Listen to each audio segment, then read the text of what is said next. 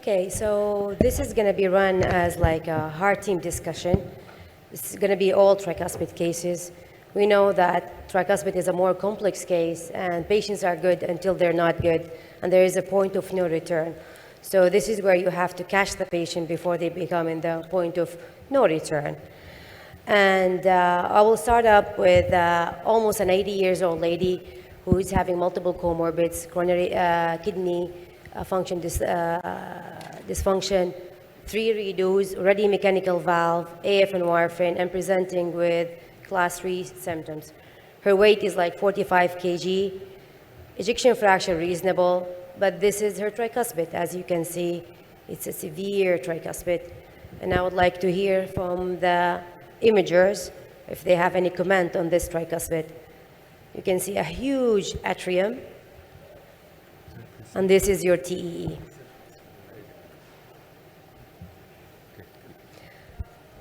So, Dr. Zakaria, any comments? So it's a self-explanatory images. So you can see that there is wide coaptation gap, huge right atrium, and also interesting, you can see the echo contrast in the left atrium as well. Do you have more images? So this is your transgastric. This is the transgastric. So you can see the septal and the anterior leaflet and the wide gap. Difficult to see, to visualize the posterior leaflet actually from the transgastric view. Although it seems that they are trying to change, to adjust the images, the angle, but still they were not able to visualize the whole valve in the short axis. So we can see like multiple comorbids, 3 redos, and severe TR with a wide gap. From the I don't know, Dr. Muhammad, will you take her for surgery for a 4th redo in a 45-kilo female, 80 years old, isolated TR? I think it's again self-explanatory. She's 8 years old, multiple surgeries. If you consider this patient for a 4th redo tricuspid valve repair or replacement, you carry a mortality of more than 20%. And I think it's she's also presented with heart failure, right? So yes. I think this is lady no go for surgery. So non-surgical. What about from percutaneous approach, Dr. Anas? Do you think there is a percutaneous option with this gap? All right, yeah. So as you can see, there's a patient with a huge gap.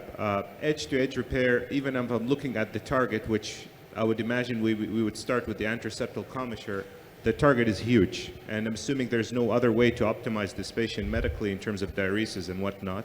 I think the best transcatheter approach would be an implantable device, like a valve replacement, transcatheter valve replacement.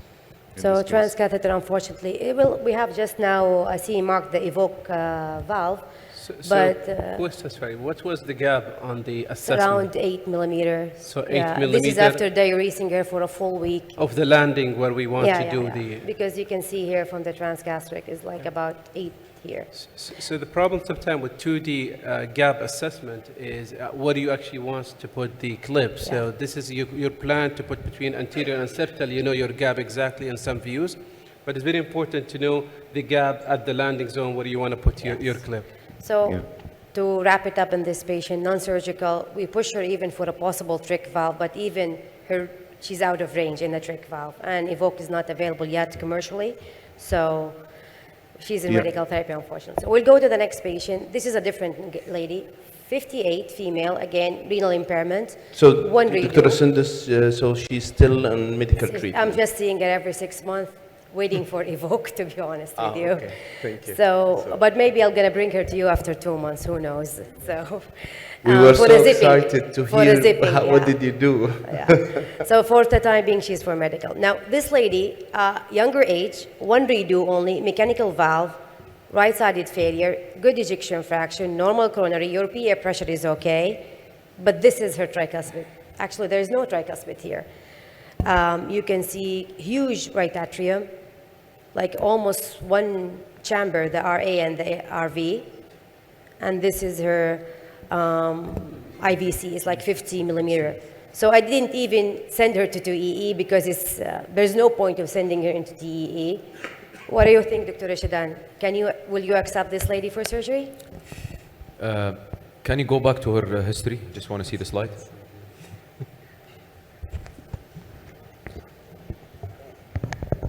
Sorry. How old is she? She's 58. 58, and she has mitral valve replacement. Single one, yes. And 2000.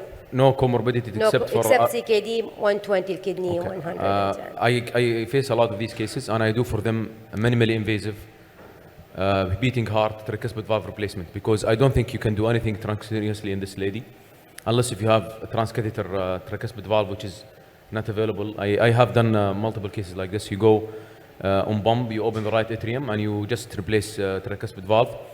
The risk is high, like I think mortality will be around 10%, but if they do well, all the right heart failure will go. So this patient is booked for minimally invasive TV repair next week. So I don't think this is going to be a TV repair. This is going to be a TV replacement. Sorry, Yeah. replacement. Okay, I'm going to skip this case. I'm going to go for another case for the sake of time. Yeah. So this is a 69 years old lady. Again, dyslipidemic, very limited functional capacity due to significant osteoarthritis, osteopenia, atrial fibrillation, or rivaroxaban, DVT, PE, history of old cancer, right-sided failure, ejection fraction was fine. This is her tricuspid.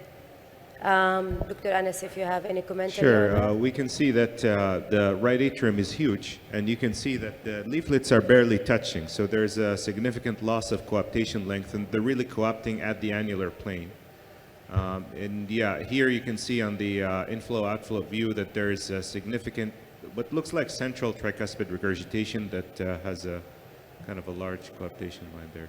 Yeah, this is your transgastric view, and you can see just on the diagram that I've shown here. So you can see at the bottom, at the very bottom of the screen, you have your anterior leaflet, and on the left side of the screen, you would have your posterior leaflet. So if you know where your is anterior pap muscle, you can use that to differentiate between the two leaflet. And then at the end, on the right side of the screen, you see your septal leaflet. In the middle, you do see a coaptation gap here. So that gap in the middle is not normal.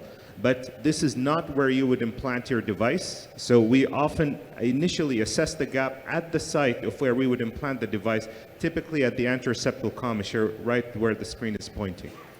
Okay, so on the day of, like 1 day before, usually when I come to consent the patient for the procedure, I check their groin. And as I'm checking the groin, she looked at me and she said, "What about the filter?"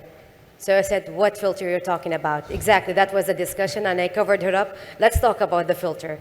So we called the son, was as usual, we know the limitation of our documentation. He told me 15 years ago, because of the DVT-PE, she had a filter, and they told me it's so, like, we forget about it, and it's now been 15 years. Will you able to do the procedure? So we hold the case, and we had a discussion, and this is what you can see, an IVC 15 years old filter. So the question is, I will direct it to Dr. Terena and Dr. Hedji. Do you think you can go through it or not? Yeah, so I've had this happen now 3 times. The first time you're like, what the hell, am I going to be able to get through this? But then, so actually the very first time I did one, I wired it, and then I did a IVIS through it, and the struts are very big, and it's fine. So subsequently cases, I've just gone through and kind of ignored it, and usually have no problem getting delivery equipment through it. What about Dr. Hedji? Any experience with that? Yeah, I think as a fellow, I think I had a case where we went through, and there were no problem with the filter as well. Okay, so the thing is, we managed to go through it. So first of all, I went with the wire and a catheter, picking the best self to cross. We crossed with 18 French, and this is the guide, 25 French. It was done very gently with a more minus to have more straightening of the catheter. And this is it after recrossing. I will skip the technicality of the tricuspid clip and go for the final results, but in this case, we did, as Dr. Anas mentioned, we went anteroseptal, more anterior first device, then we went with the second device more posteriorly with the Clover technique. You can see the angulation is a bit here from 2 to 7 or 8 o'clock, and this is a device. Of course, our imaging was rejoicing and happy, but I told them the case has not finished yet because we have to take the device out. So this is what we were doing. We're taking Let me just show you. We were taking it very slowly with more flexion and be careful in where to go. And this is the transthoracic the next day. The gradient, no, was like 4 to 5, but with the heart rate was in the 80s, so we were fine. So another case, if you have an ICD, okay, and you can see, Dr. Bafadl, can you comment on the imager? Yes, so if you look at the leads-induced TR, the problem of the leads is you have the leads putting blindly by the EP team, so they impinge the leaflet. And most likely, if you can see impinging the septal leaflet, because what they see in the fluoroscopy is the lead beside the septum. But the problem is they don't see those images that at the same time when they put the lead. So lead impingement is very common and actually happens if you scan the patient like afterwards, like a few days when they come for follow-up after replacement. But this is clear, a lead. I can comment on the 3D here. So if you look at the images here, so the left side is the septum, I believe, and the anterior leaflet is with the lead here impinging. So this is a different view. But you can see the color 3D, that the color jet coming exactly around the leads. If you play it there, this you know that your lead is playing the role of causing the TR. So this is a bit of challenging, that is to go next step. So because of the low ejection fraction and an ICD, options of H2H repair wasn't optional, but trick valve was there, and that's like we have done for the patient. Okay, yeah. So I just want to comment. There are some cases done. If the leads goes not impinging the leaflet, but slightly toward the commissure. So if toward the commissure, you can actually push the lead and you can put a clip around the lead, sandwich the lead between the commissures. Yeah. That's been done, but you have to be confident that the lead is actually can go slightly. It's not that very old lead, because if old, it's going to be fibrosed with the leaflet. Okay. Yeah, if I can add just a couple of more points. The usual approach for lead-induced TR is we try, first, if the lead is fresh, we can try to kind of replace it. If the lead is old, you can extract it. If the MR is solely caused by the lead, unfortunately, the usual approach is what was done here, which is a transcatheter valve implantation. If there's a double mechanism, like there's functional and lead-induced TR, we can usually do edge-to-edge repair. And if the lead is just a bystander, usually we can do an edge-to-edge repair. Yeah. Okay. So with the final case, we have a 42 years male, ischemic cardiomyopathy, ejection fraction 20, PCI. He had already epicardial pacemaker, multiple heart failure. He's not fit for transplant or LVAD, long stay in the ICU. So he had, like you can say, humongous MR and TR. So what we did, we fixed the mitral. And this is a discussion that always, should you fix simultaneous the MR and TR or give a chance? So the conventional talk is like always fix the mitral, wait for the tricuspid, especially if it's functional, maybe it's getting it better. So that was actually our approach. We fixed the mitral, excellent results. We have from grade 6 to grade 2 to 3, V wave from 70 to 30, excellent mean LA response. But second day, the patient started to go into encephalopathy, decrease in level of consciousness, his bilirubin started to go up, ammonia go up. So we know that possibly with the left-right shunt, that was happening. In addition to the TR, the patient wasn't going very well.